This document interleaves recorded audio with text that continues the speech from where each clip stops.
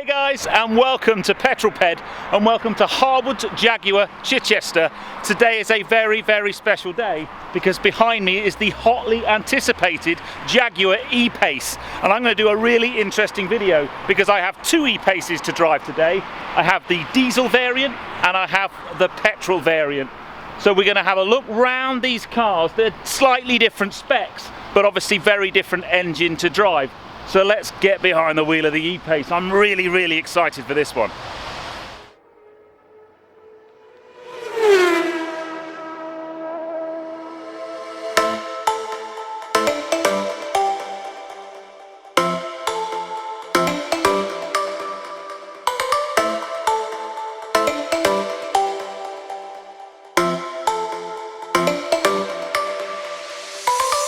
Okay, first thing I need to say before any of you say anything, both of these cars are pretty dirty. The road conditions around here are disgusting at the moment, and I've been really lucky just to get access to these. They have been hugely busy, these two demonstrators, since they landed just a few days ago. There's a big list of people want to get to drive them, so I've been very lucky to get them back to back. I've come here really early, the light's not perfect, the certainly sort of very misty day, but let's crack on anyway. Just a very little bit about the designation on the back. The range is reasonably complicated. I'll get on to talking about that in more detail, but you've basically got petrol and diesel variants of these cars. The petrol version always starts with a P. You've got a P250 and a P300. Basically 250 or 300 horsepower, and then the diesel variants, you've got a D150, a D180 and a D240, and again that stands for the horsepower, so that's quite easy. And then you can also, the majority of the fleet are in all-wheel drive, but there is a two-wheel drive option, so let's crack on and have a look at the interior and exterior of this car.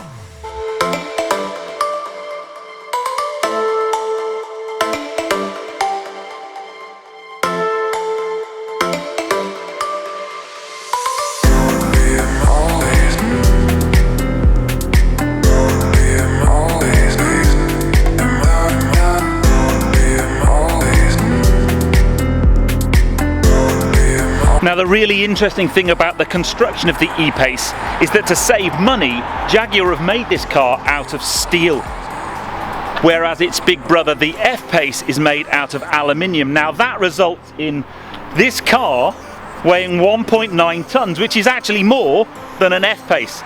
So that's the bad news. The good news is that means that with this car being heavier, it has a lower centre of gravity, which should make for better handling. So I think the next thing we need to do is get these cars out on the road, and we're going to start with the diesel variant. This is also the HSE spec, so the internals of this car are beautifully spec'd. The petrol car we've got is an S spec, so it's not quite as nice on the inside. So let's start with the nice HSE and take this car up the road and just see what it's like to drive. I cannot wait to get behind the wheel of this car. So I've been driving this D180 E-Pace for a little while now, and first impressions are very, very good indeed. It is a super driving position. I really, really like the layout of the cockpit. It is very reminiscent of an F-Type. There's kind of this sort of handle here, and just the way it's laid out is really, really nice. This HSE spec has very, very high grade materials in here, lots of leather, a real premium feel. And this is the first Jaguar model to use the Land Rover model series. So if you're familiar with Land Rover, you'll know that typically they go S, SE, HSE, and that's exactly what you've got here. So we are in the HSE spec, which is the kind of highest spec you can get, and it's a super, super place to be. So what I really love about this interior, it's really well thought through. There's lots and lots of storage. You've got these kind of central bin here, and there's some USB ports and so on in there. You can lift this top cover off and you've got two cup holders, but also this actually comes out and you've got a huge amount of storage down there now. And actually it extends just under there a little bit as well. So I really, really like that. It's just a really clever use of space. The driving selector down here is very F-Pace reminiscent. I've basically got a number of driving modes. I've got a kind of snow winter driving mode, an eco mode, a normal comfort mode, and then dynamic mode. And it's really, I guess, dynamic mode where this car gets all of its horsepower and all of its kind of performance. But I'm just in the comfort mode at the moment, and it's pretty responsive engine, to be honest. So this is the middle diesel in terms of horsepower. It's 180 horsepower, and it's got some poke.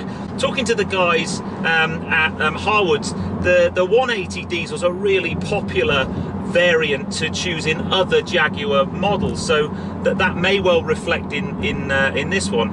I guess there is that whole problem at the moment around diesels and people's acceptance of diesels and worries about what's going to happen in the long term. So maybe that will force people down the petrol route. But from a diesel point of view, this 180 is a real corker. It's got a nice amount of performance and turn of speed. So let's do the important test and get in the back. Now, first things first, I am a very tall guy with very long legs, and I've kind of set the driver's seat up pretty much as I would have it for driving. It's a tiny bit forward, and the room in here isn't bad. I'm kind of banging my knees up against there, but for someone with slightly less length in their legs, you'd have plenty of space in here, and it's a really nice place to be. You kind of got some obviously some air controls there. You've also got power sockets for keep the kids sort of happy. A little storage bin. It's a nice place. There's plenty of headroom, which is really important. And you know, so there's room here certainly for 2 adults. There's Isofix for your kiddie seats too. But yeah, you could certainly get a couple of adults in here for a long journey. 3 smaller ones with this central seat. On these bumpy roads, the ride's pretty smooth. It is a firm ride, and if you read some of the reviews that are coming out on this car already, many of the people that have driven it comment on the firmness of the ride. I quite like a firm car, so for me it's not a major issue, but I can see how some people might think it's a little bit firm, and I'll be interested to see the difference between this car and when we drive the petrol car, because they've got different size wheels. This car's got the larger wheels on it and actually I've brought it down these kind of back roads on purpose because, you know, the road surface isn't great, and so far it's actually not too bad at all.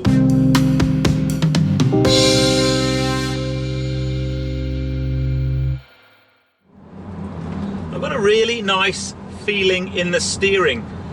It's quite light and delicate. This isn't a big car in terms of size, but as I mentioned before, it's certainly a big car in terms of weight. 1.9 tons is a really big car.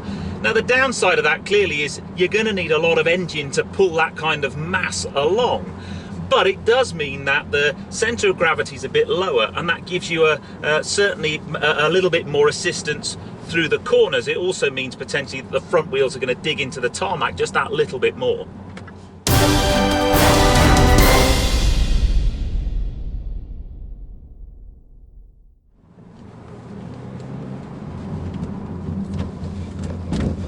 So yeah, the front end of this does, it's quite good actually.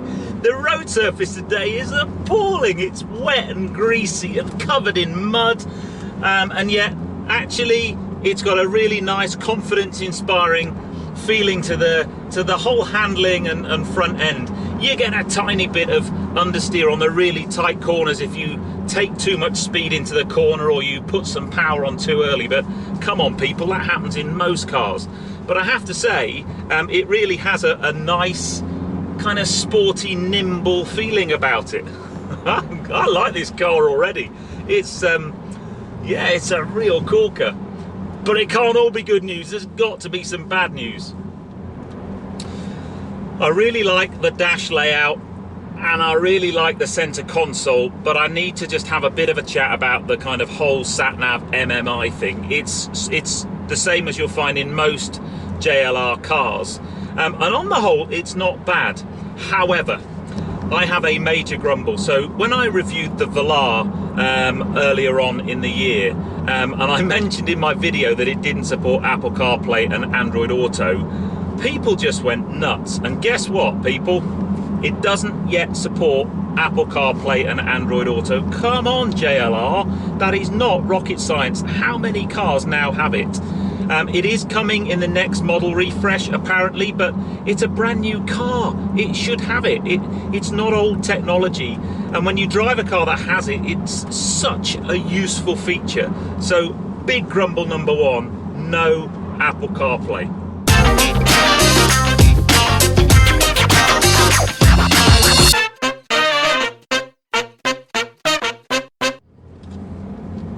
Okay, it is time to engage dynamic mode. I shall pull that lever down. The dials turn red and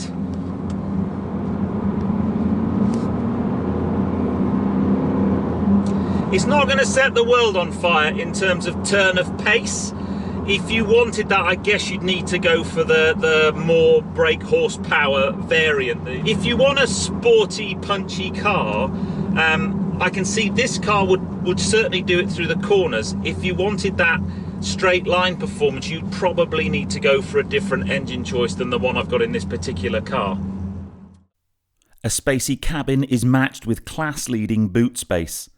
This HSE model is fitted with an auto tailgate, and there is an option for gesture control. Boot space is 577 litres, more than its main rivals. Drop the 60-40 split rear seats to access 1,234 litres, not quite as good as BMW's X1 or Audi's Q3. Let's just overtake these cyclists and we'll kind of kick down, and it's, do you know what, it's not too bad. It's not massively rapid, and I have to lower my barometer in terms of performance. This isn't an SVR. Wouldn't an SVR e-Pace be great? Maybe we'll have to wait a while for that. But I have on very good authority that there is an F-Pace SVR coming next year, and that car is going to be bonkers, and I cannot wait to drive it. I must say though, this car inside is so light and airy. I love this glass panoramic roof. A really, really nice option and a must, I would suggest, if you're speccing one of these. It gives the car inside just this lovely light, airy feel. But it's just so nicely appointed. It's the kind of car where, I can see you doing, using it for the sort of school run and short runs around town. But also it'd be a really nice car just to sit in for long, long journeys. It just has a really lovely feel to it. Okay, we are in dynamic mode. Let's try a couple of corners, shall we? Just to put this baby through its paces.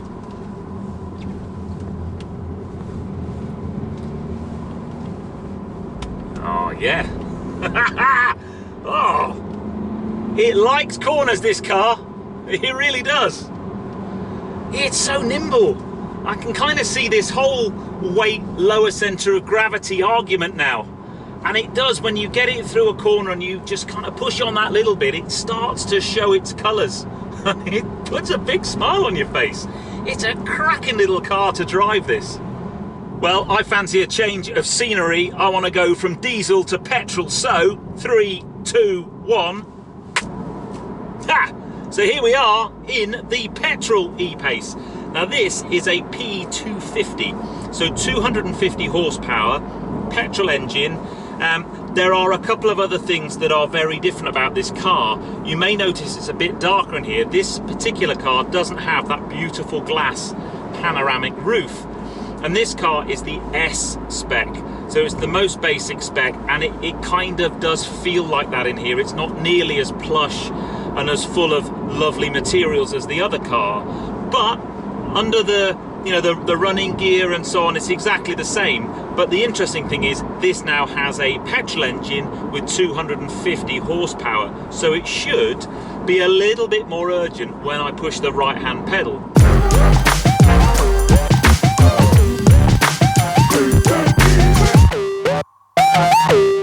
Okay, so let's drop it into dynamic mode to give it a little bit more poke. So we've got the auto box. Now in the HSE diesel car, I just stuck it in full auto. You can drive the car on the paddles. This particular car doesn't have the manual shift paddles like the HSE did, so you're stuck with the auto. You can put it into sport mode. If we just do that, that should just give me a little bit more response, and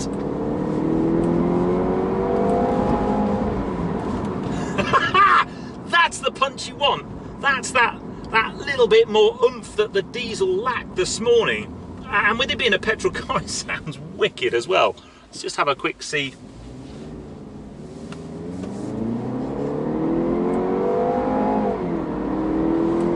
Ah, you see?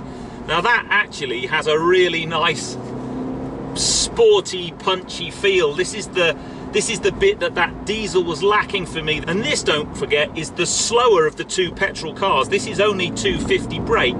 They do a 300 horsepower version of the E-Pace, which, talking to the guys back at the dealership, say is a real honey. It's got a real amount of boost. But on these really wet, nasty conditions, this car with this more powerful engine starts to come alive, and you can really give it a bit of beans and chuck it about. It's great fun. I just need to mention the quality of the ride. So this car is fitted with the 18-inch alloys, and for me, I don't think they look big enough on the car. I wouldn't choose them. The HSE had the 20-inch alloys, but the ride in this is a little bit softer, but nothing that different. Normally when you have a smaller wheel size and a bit more tyre, it's a smoother ride and it kind of takes up the bumps of the road a little bit better.